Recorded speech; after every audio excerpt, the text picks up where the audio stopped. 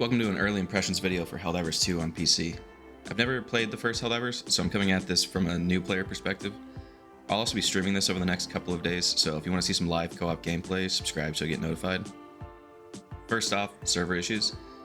There have been quite a lot of server stability issues. For the first 8 hours of launch, you couldn't even quick play with randoms. You had to join a friend or find someone's friend code to join.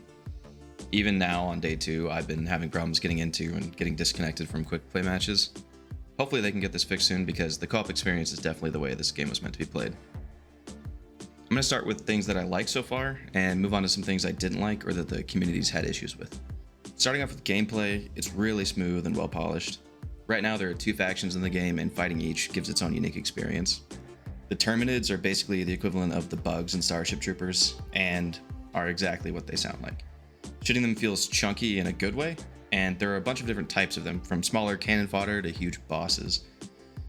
And most of the time, they're going to try and swarm you. The smaller bugs pop like a loot box when you kill them, and when you shoot the larger ones, you can see your bullets taking out chunks of their armor as you shoot. They all have 4 or more legs, and you can individually shoot them off to slow them down, or even kill them if you get enough off.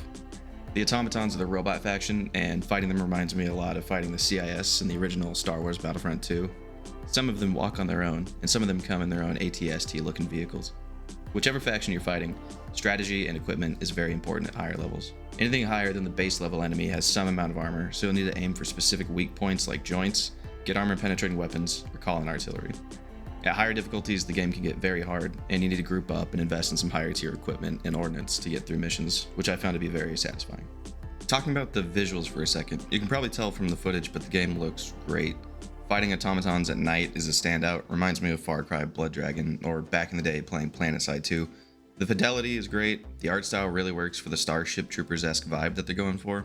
Performance for me has been really solid. I haven't noticed any micro-stuttering, any significant frame drops, even in big battles with 4 squad mates and a ton of orbital strikes going down.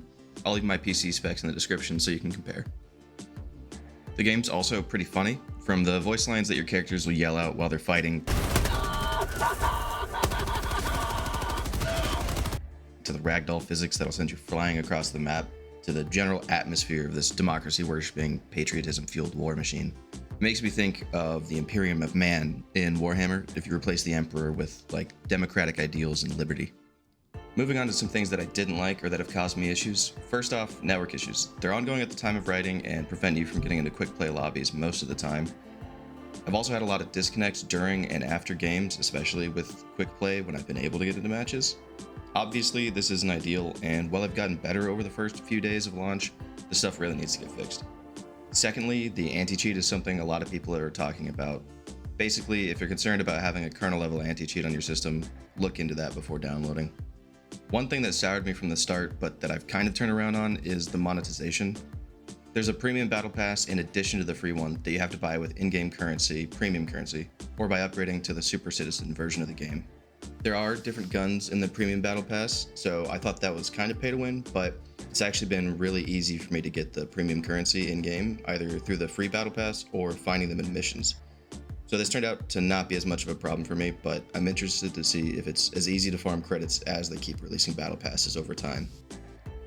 Wrapping it up, I think the gameplay on offer is top tier and is definitely enough to keep me playing, especially with friends, but even by posting my friend code on Reddit to get randos if I need to.